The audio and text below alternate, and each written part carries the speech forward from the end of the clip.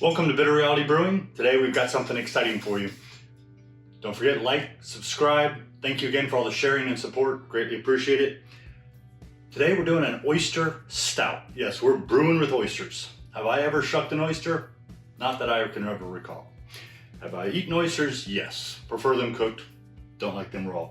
But we're actually going to toss these into the boil raw towards the last 10 minutes. I know a few of you out there are probably going, oh yeah, I've heard of oyster stouts. And a lot of you are going, he's doing what with oysters in the beer? Yep. Pop them open, drop the whole thing on in. We'll put a bag in there to catch stuff. I will say one thing I learned very quickly is that when you get oysters, clean them before you open them.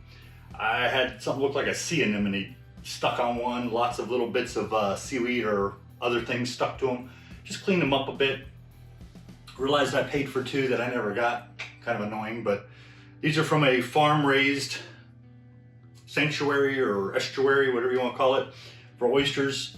And my son's going to come over, help me shuck them. We'll eat about half, throw the other half in. You only need about a pound for 5 gallons from everything I've been reading and researching because, yeah, I've never done this either.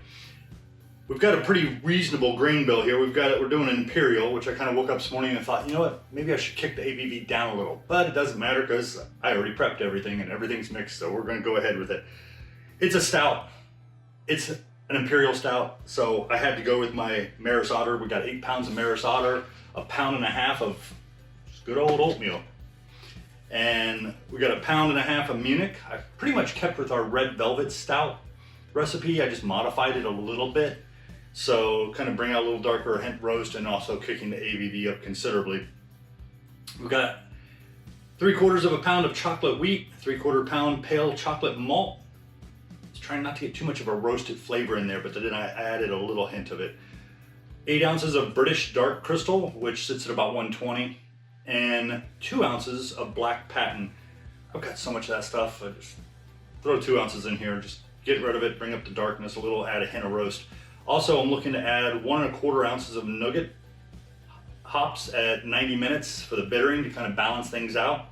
And although I was really leaning towards my White Labs 013, I might still pitch it.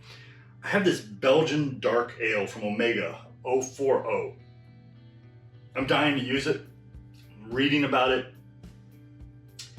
Right now I'm leaning towards that over my London, which it's either that or I also have a British ale yeast from Omega, I believe it's 1X, which would be 9 British ale yeast. I don't even know if they make it anymore, but I definitely have it. So we'll see. Cleaned the hell out of the inside of this thing last night, but did not get a chance to clean the outside too much. So today, after 2 brews back to back, I'll be doing quite a bit of cleaning. Got the Scylla. I think we're ready. Let's start brewing. Okay, we're almost up to temp. We have 2 brewing salt additions. Or gypsum and calcium chloride, very little gypsum, and Epsom salt. And then we have some baking soda and some chalk, which we'll be adding after the mash to avoid bringing the pH up, unless I need to bring it up, which I'll check that about 10 minutes into the mash. If anybody hasn't seen the small batch adapter, this is what it looks like. And one of the tricks when you go put it in is that you have a side in here, which is about impossible to see, but where there's a seam, and you want this to go right on the seam. Trick, one side's a little more space or gap than the other. Just do it like that. Once you have it in, simply twist it a little bit until you get it lined up. Push it down. Doesn't fit perfectly skin tight, but it fits pretty tight. Does a pretty good job. Actually does a really good job. Basically forces the flow of the water to take the path of least resistance, and that's to go straight down and not out the sides, giving us a little bit better efficiency on top of everything else we do. Okay, we're gonna go ahead and mash in.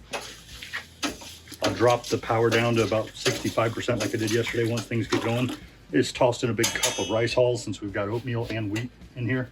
Not too much wheat and it's not flaked, thank God, but the oatmeal is definitely, I'll just dump that in. That's a small amount of what we gotta put in. I'm gonna go a little heavy on the rice hulls today. I put 2 nice 16-ounce silo cups worth.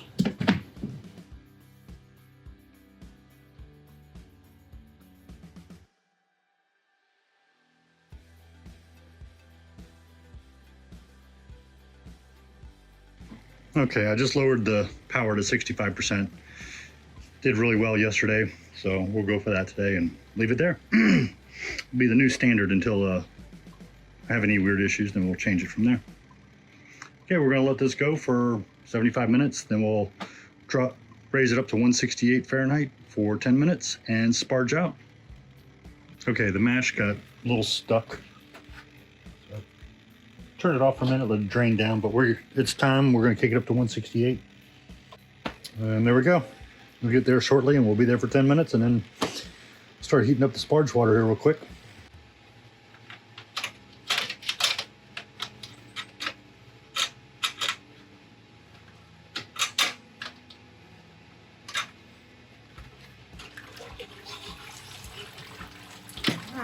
Okay, we're gonna crank it up while it's draining. It's probably gonna drip for a little while.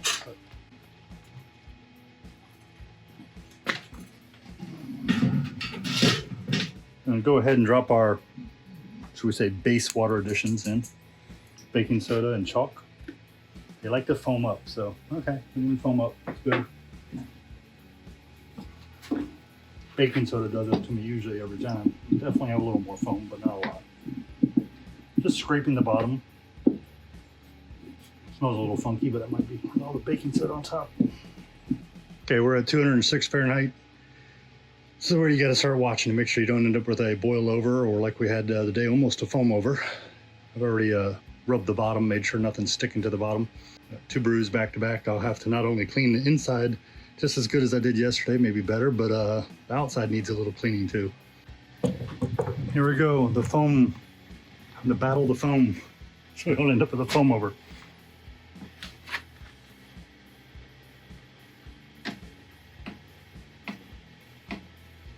Need him a break. Okay, I'm gonna bring the power down a little bit.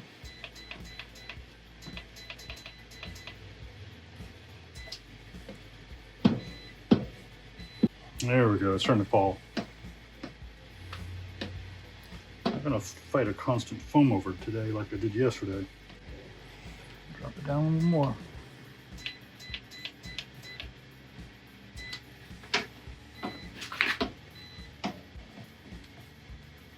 Okay, we're gonna go ahead and do the 90-minute addition.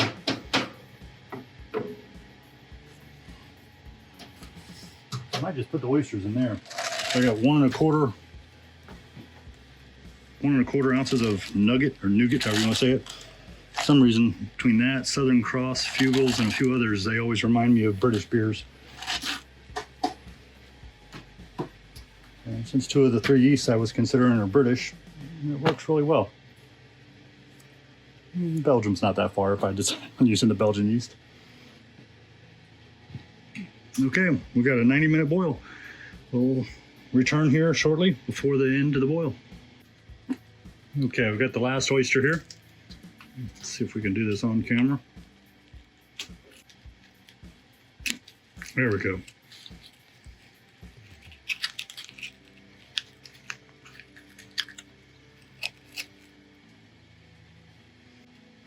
Okay, so we're gonna drop this whole thing in a brew in a bag and we're gonna drop it on in. I was gonna put it in there, but I'm afraid the shells might be sticking out. I'm pretty sure they would. Yeah, they would. We'll do it this way. And I don't want to lose anything, but I also don't want to get it where it's actually having to dig shell out of my...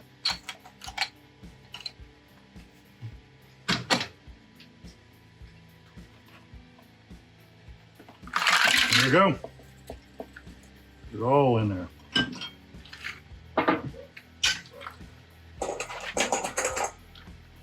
There we go. Warning, these help to keep you from cutting your hand, but they let everything soak through. It's really gross. I don't have a problem if I get oyster on my hand, but when it's in a glove and it's stuck on my hand, I can't just wash it right off. It's kind of gross. Okay, we'll let that go for about 10 minutes, kill it, and start rocking on. Okay, we've got about 10 minutes to let this finish.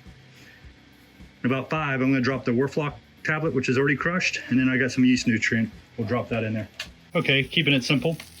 Just old stainless grill, seen better days, but it does a great job. So keeping it simple with the oysters that we're eating. Just lemon, butter, and garlic.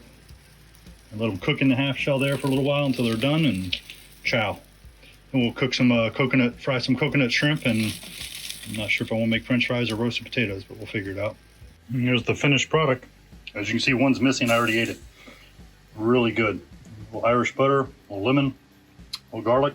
It's all good. Okay, we're going on the last 5 minutes here.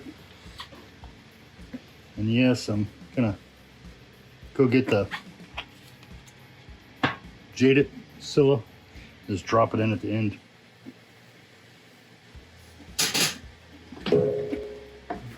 Okay, time to start shutting down. Looking like we might even get some rain. Here come the oysters. I think I might actually keep this just so I can try one of the cooked oysters, see what it tastes like cooked in wort.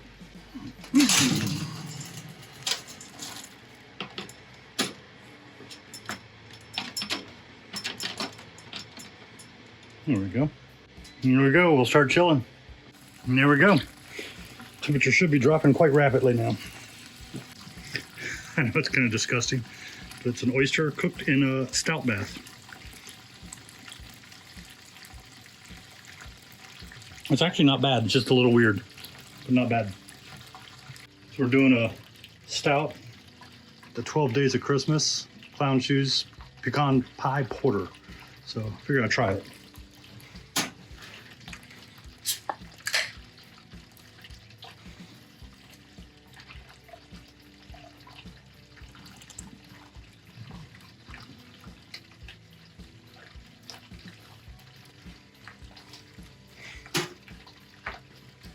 Looks very nice. Taste damn good. That'll definitely work. Okay, we kick the sump pump on, or pump, whatever you want to call it, and toss some ice in there and chill it down a little.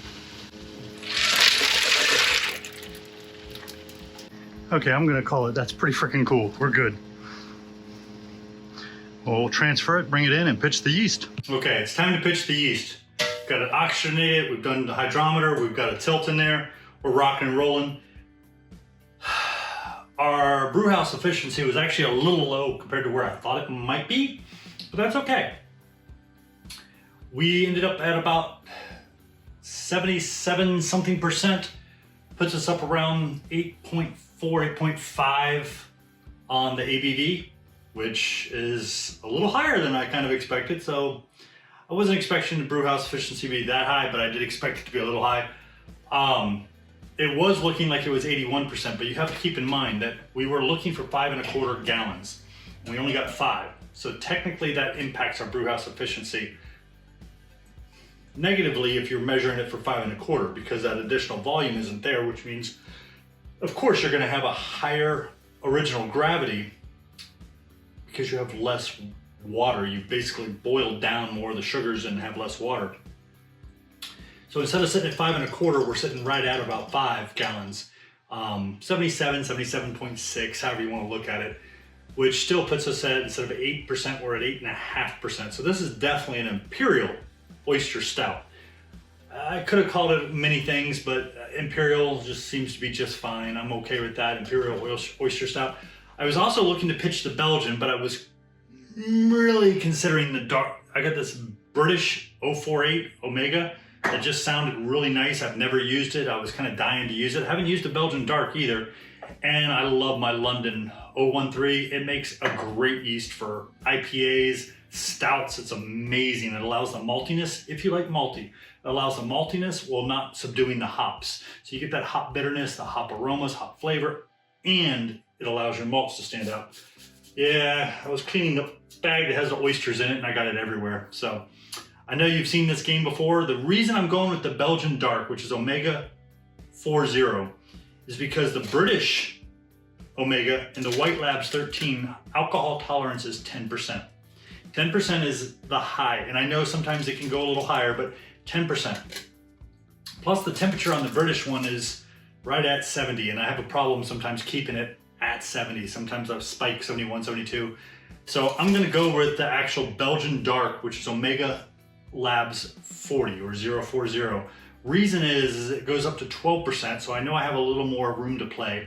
And the temperature for fermentation, I want to say it's 75 or 80. It's something crazy. It definitely has a much higher span.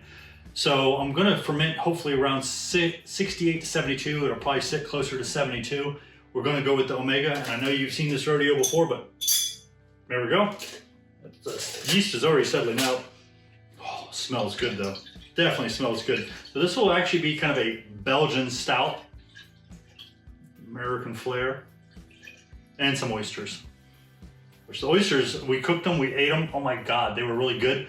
I did try one. I don't know if I'll leave that on the camera. I did try one of the oysters that was sitting in the stout for the 10, almost 12 minutes. It tastes like a chocolate oyster. I know everybody's regurgitating right now and going, oh my God, that's disgusting. It wasn't that bad. It had a hint of coffee in it. It's not something I would order and not something I would ever want, but it wasn't that bad. Did I eat any more? No. One was enough for me, but it was cooked nicely. It was probably a little overcooked, but not too bad. So yeah, if you ever want to do some chocolate, hint of coffee oysters and make some oyster stout, you know how. Oh, it smells good. I love the smell of good yeast. Make sure we took the filter off. We don't want to filter our yeast. Okay, I gotta make some more of that. I'm a little low. Oh God, it smells good. Yeah, I'm a little weird, and there's probably home brewers just like me. Love the smell of malt, love the smell of grains, love the smell of hops, and good yeast. There's some yeasts out there that smell a little like dirty feet. Yeah, I think I'll pass, although I've had some saisons that are pretty good. It smells like dirty feet. So we're gonna go ahead, drop this in there, let it ferment. It's gonna take a couple weeks. I'm gonna be going on my 30th anniversary here soon, so it may or may not be ready before that, but we'll see. See how things go. Thank you again. Thank you very much for joining Bitter Reality Brewing. Don't forget, like, subscribe, sharing is greatly appreciated, and all the support out there has been huge. Thank you again.